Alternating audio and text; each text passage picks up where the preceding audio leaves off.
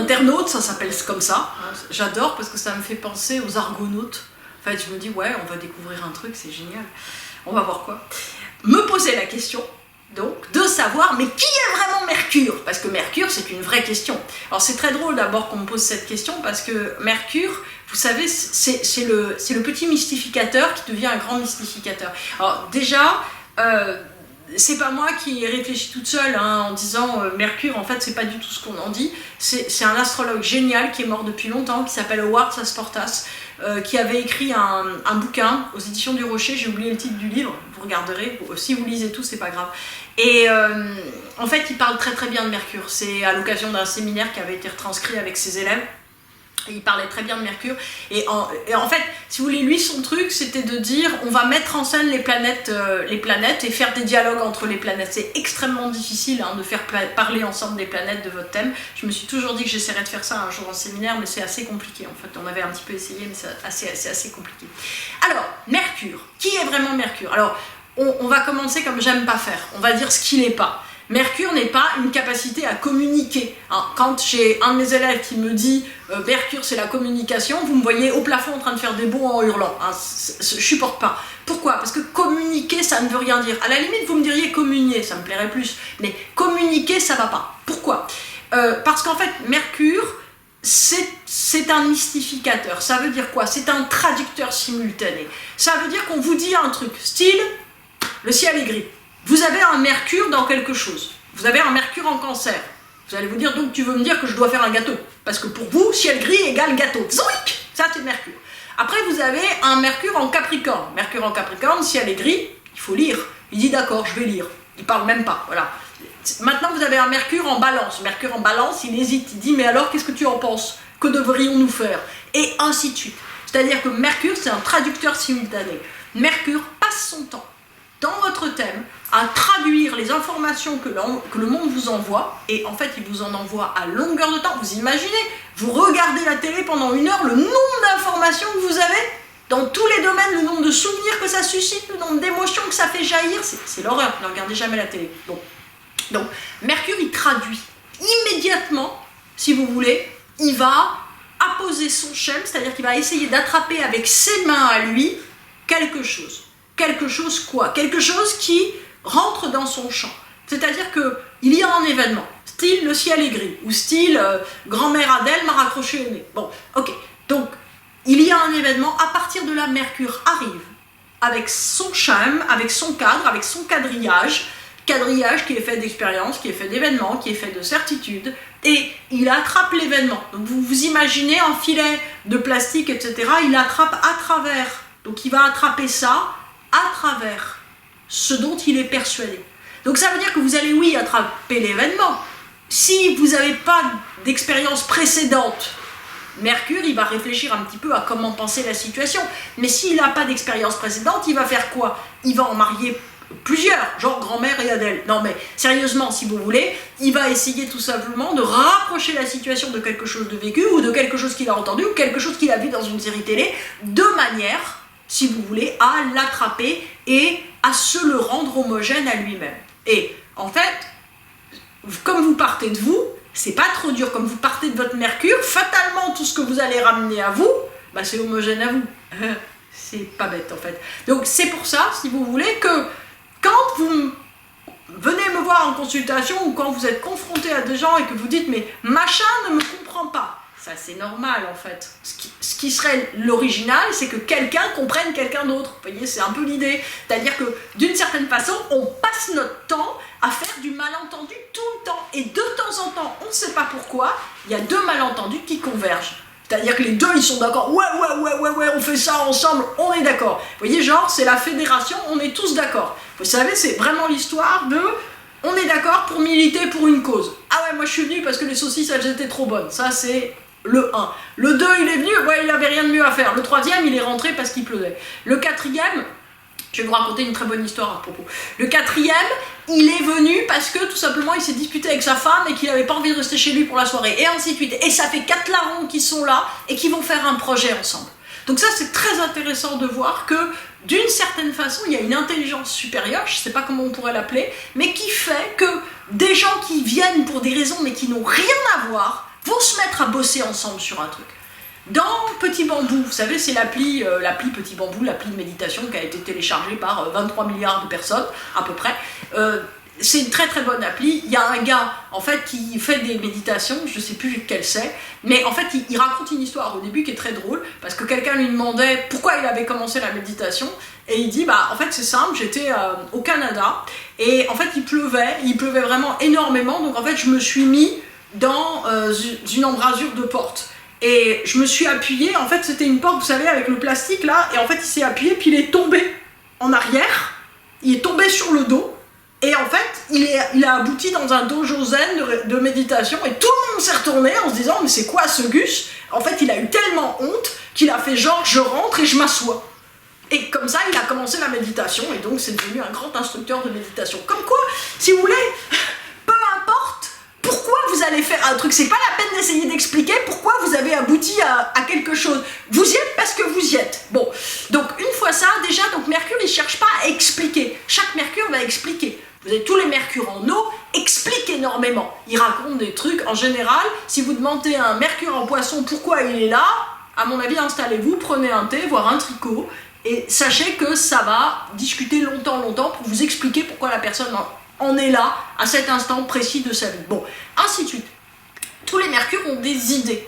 C'est-à-dire qu'il faut savoir que de toute façon, vous avez une capacité de perception de la vie qui dépend de votre Mercure. Il faut le respecter, ce Mercure. C'est-à-dire que ce qui est très intéressant, c'est qu'une fois qu'on a expliqué que Mercure avait une capacité, avait une manière de percevoir les choses, c'est très bien. Maintenant, si vous voulez, il faut comprendre la deuxième chose. La deuxième chose, c'est que cette capacité, ce n'est pas simplement un pouvoir limitant.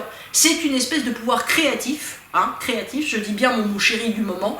Ce mot créatif, si vous voulez, il est très important parce que vous devez respecter la manière dont vous êtes. Donc je vais vous expliquer comment vous devez respecter vos Mercures. C'est-à-dire que si vous suivez votre Mercure, vous allez sentir une joie profonde, une communion avec l'univers. Vous avez compris, vous captez rien de ce qui se passe. Mais tout à coup, vous allez vous dire, mais tout frémit, tout est possible, tout est incroyable. Juste parce que vous êtes en accord avec votre Mercure. C'est tout simple. Mercure, imaginez, si vous voulez, que vous avez je sais pas moi, un espèce de gamin de 12 ans, feu follet, super sympa, qui danse et chante toute la journée avec beaucoup de talent. C'est votre Mercure. Il est dingue. Donc à partir de là, si vous voulez, il a besoin d'être nourri, il a besoin d'être enfiévré, il a besoin d'être passionné. Mercure, il s'ennuie, mais à vitesse grand V. Dès que vous lui demandez de faire un truc 2 fois le même, il vous travestit les choses. Alors, plus votre Mercure, il est complètement brinzingue, mieux ça va. Et ça, il faut arriver à comprendre que d'une certaine manière, ça n'a rien à voir avec la capacité à communiquer. On s'en fout. Mercure, il parle pourquoi? Mais il parle pour se marrer, il parle pour changer les choses, il s'en rend même pas compte. Mais on dit toujours, par exemple, que les gens qui vivent à Marseille disent « Ah, j'ai vu une baleine, elle faisait 4 tonnes et en fait, c'était une sardine. » Bon, ok, mais d'une certaine façon, on fait tout ça dans notre vie. C'est-à-dire qu'on a besoin de faire, d'une certaine manière, que l'histoire qu'on raconte à propos de n'importe quoi soit une histoire qui soit conforme à notre Mercure. Donc, ce qui est très important, c'est de comprendre votre Mercure. Et là, l'astrologie, évidemment, devient quelque chose d'extrêmement précieux. Pourquoi? Parce qu'une fois que vous avez compris votre Mercure, vous vivez. C'est-à-dire que tout à coup, vous comprenez ce dont vous allez avoir besoin pour être réellement, si vous voulez, dans une vie qui vous passionne. Si vous êtes passionné, vous savez quoi? Vous serez déjà beaucoup plus heureux. Puisque vous ne m'avez pas perdu jusqu'à maintenant, puisque pourquoi fait-on de l'astrologie? Pour être heureux. Vous avez bien compris. C'est-à-dire que l'idée, si vous voulez, c'est de faire de votre vie un miracle continuel. Il s'agit d'arrêter de sortir de la morosité, de ce qui est morne. Si c'est morne, ça veut dire que quelque part, vous vous mettez dans une boîte, ou même dans des centaines de boîtes. Donc, il faut les exploser, ces boîtes, parce qu'elles sont insupportables et en plus, elles sont fausses. Donc, l'état normal de l'être humain est un état de joie perpétuelle. Disant ça, je rejoins tous les saints, Sainte Catherine de Sienne, Saint Bonaventure, Saint François, etc., etc. Et puis tous les autres. Bon, alors qu'est-ce que c'est? De quoi a besoin un Mercure en Bélier? Un Mercure en Bélier, il a besoin qu'il se passe un truc, tout simplement. Donc, il faut qu'il se passe quelque chose. C'est-à-dire qu'il faut que quelque chose, si vous voulez, vous arrive dans l'existence, de manière à ce que vous puissiez créer quelque chose. C'est-à-dire que tout à coup, si vous voulez, il se passe quelque chose. C'est-à-dire si vous êtes devant la télé, Mercure en Bélier, il meurt d'ennui. Par contre, s'il est devant la télé et que tout à coup, il a envie de s'acheter un vélo électrique, ça va bien. Ça marche. Mercure en Taureau, il a besoin de voir qu'il édifie. C'est-à-dire que quoi qu'il en soit, Mercure en Taureau a besoin de se dire qu'il y a une édification qui est formidable, qui va pouvoir se faire. C'est-à-dire que tout ce qu'il fait doit le mener vers quelque chose qui lui permette de se constituer. Mercure en Gémeaux, il a besoin de partager avec des gens. Il a tout simplement besoin en fait, de communiquer pour ne rien dire et de perdre du temps. Mercure en Cancer, il a besoin de faire des choses qui contribuent à son bien-être. Alors lui, il est Ige ou Ouge, ou ce que vous voudrez, vous savez, H-Y-2-G-E, le bonheur à la suédoise. Et voilà. Je sentais que tout à coup, il y allait y avoir un problème. Voilà, c'est un problème de chat en fait, voilà. C'est lui le délinquant. Voilà, qui a un Mercure en Lion et qui voulait être au centre de l'intérêt, voilà. C'est pas en fil, il voulait avoir un Mercure en Lion. Donc il a un Mercure en Lion. Donc ça veut dire que quand on a un Mercure en Lion, on veut toujours être le premier et le plus important. Donc c'est la chose la plus importante. Quand on a un Mercure en Vierge, on a besoin d'avoir des bons protocoles au milieu des choses. Ça veut dire que si vous voulez, en fait, on a besoin effectivement de contrôler les protocoles. Voilà, c'est très joli comme ça. Quand on a un Mercure en Balance, on a terriblement besoin, c'est un peu chaud, quand on a, ça fait sorcière, hein, vous voyez ça, comme ça de la gueule quand même. Mercure en Balance a besoin d'avoir en fait l'impression d'être accompagné et d'être dans un univers homogène, c'est-à-dire que c'est vraiment l'idée de l'homogénéité qui est la plus importante. C'est-à-dire que en fait, vous cherchez des gens qui vont être des renforçateurs d'identité. En gros, vous demandez au mec à côté, est-ce que tu es bien d'accord que je devrais faire ça? Et s'il vous dit, ah ouais, t'as raison, Mercure en Balance se sent mieux. C'est tout simple. Mercure en Scorpion, lui de son côté, a véritablement besoin d'une certaine manière qu'il se passe quelque chose d'intéressant, de mystérieux, d'inattendu. Donc il a toujours besoin de choquer un peu. Bah, prenez-en acte. Un Mercure en Sagittaire a besoin d'avoir un projet. Il a besoin de réfléchir, d'avoir un projet, c'est le mien. Si j'ai pas de projet, si je réfléchis pas, ça va pas. J'ai besoin de voir où je vais. C'est effrayant, hein. Mais en fait, mon Mercure en Sagittaire, il est très très actif.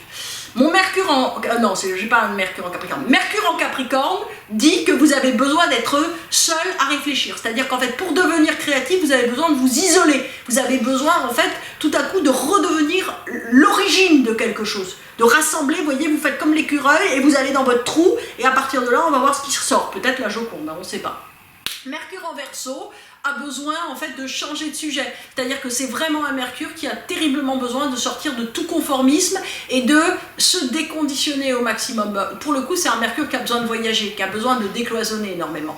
Mercure en Poisson, il a besoin d'être aimé et compris. Donc en fait, c'est lui qui va parler le plus normalement, puisque c'est lui, si vous voulez, qui a besoin qu'on lui dise à quel point on l'aime. C'est-à-dire que si vous avez un Mercure en Poisson à côté de vous, eh ben dites-lui tout simplement, écoute, je te comprends, je t'aime, je suis d'accord. Et à partir de là, ça va aller mieux. Voyez. Mais en fait, il faut arriver d'une certaine manière à produire dans le Mercure ce qui le met en route. Donc, je recommence, parce qu'on a été un peu perturbé quand même, hein, histoire de bien comprendre. Donc, si vous avez un Mercure en feu, hein, Bélier, Sagittaire, Lion, alors, c'est pas du tout les mêmes, mais il faut comprendre que, d'une certaine manière, vous avez besoin de remettre du mouvement.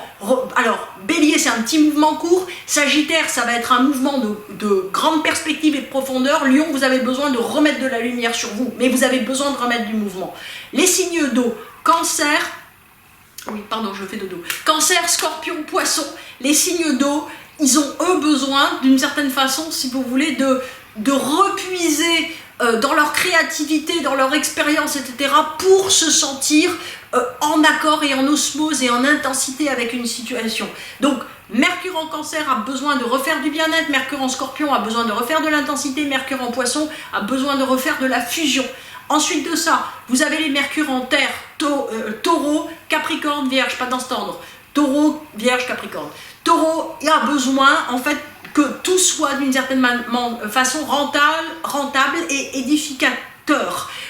La Vierge, elle a besoin de contrôler. Donc ça veut dire que vous allez ralentir au maximum pour pouvoir faire le truc à votre façon. Et après, quand vous irez plus vite, vous pouvez le faire plus vite, mais il faudra que ça soit de la même façon.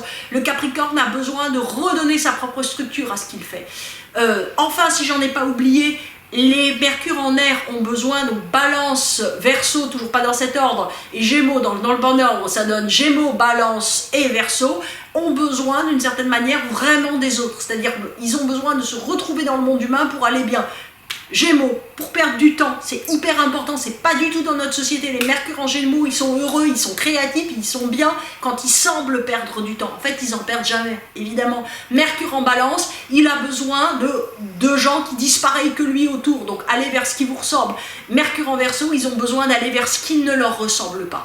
À partir de là, si vous comprenez comment fonctionne votre Mercure, si vous savez que vous avez une manière de percevoir les choses et que dans le même temps, vous devez respecter cette manière, eh ben vous serez libre. C'est quoi le point de l'astrologie? Être heureux, être libre. Être libre de quoi? Savoir qu'on est conditionné, hein, on est dans un corps, vous avez remarqué, moi aussi. Donc on est dans un corps. À partir de là, on ne peut pas faire qu'on n'a pas de corps. C'est pas la peine d'essayer de faire des voyages astro, de se rappeler ses rêves à plus en finir. C'est plus sympa de vivre.